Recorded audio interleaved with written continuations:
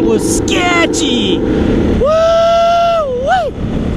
Man, oh man.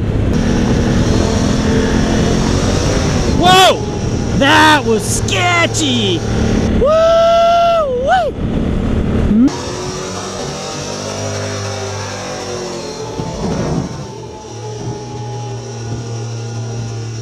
Man, oh man. So again, that's a prime example of a full knobby tire being pushed on a road where it really doesn't have a place being. I mean, it's a DOT rated tire that does good on cement, but as you can see, as that tire just backed in back there, you got to be careful. You can't push them as hard as you can push another tire that is a more straight oriented tire. Whew. I'm glad we caught that one back together and wrapped it up before it got ugly.